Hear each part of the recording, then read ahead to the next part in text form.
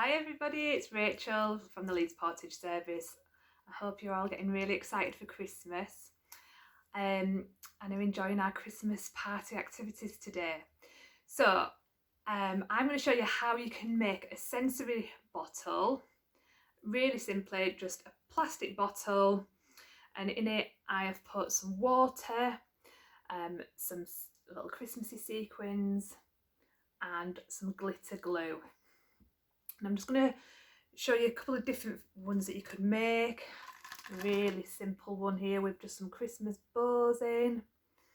I've got some bit of Christmas ribbon in, just another coloured glitter glue and the sequins, and then I've just made one that's a little bit of a Christmassy lights there with a little bit of Christmas tree in the middle. I don't know if you can see that.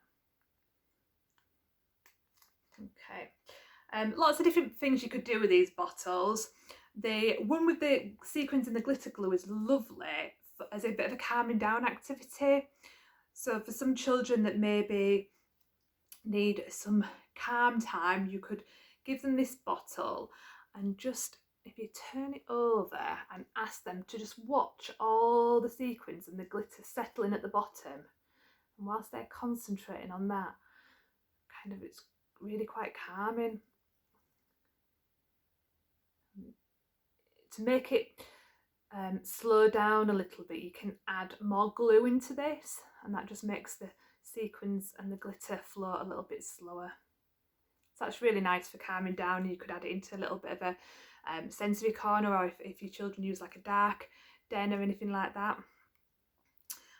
Other things you can do, you could create a real simple Christmas sensory basket or a treasure basket, and I've just quickly thrown a few things that I've got just from around the house. A few little Christmassy lights, a big bow to explore, baubles, beads. If you haven't got any Christmas beads, definitely get these, or look out for them in the January sales, because these are great throughout the year. Children love playing with these. Some little glittery baubles, lots of different things, ribbons. Obviously with things like this, we always say to supervise your children. Obviously a lot of these can be quite dangerous if a child uses them unsupervised. So you could just do it as an exploring thing and add your bottles into there. Another idea is if your child's learning to crawl, sometimes these can be used as a really good motivator because they can roll, and some children sort of, it just encourages them to move a little bit just to roll to get them. And I guess it's just trying different types of bottles to see which one your child is more motivated to use.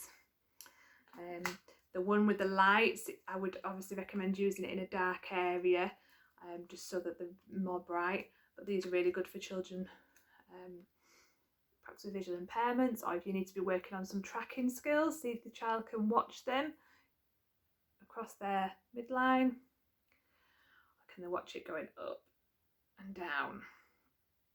It's a really nice little activity to do.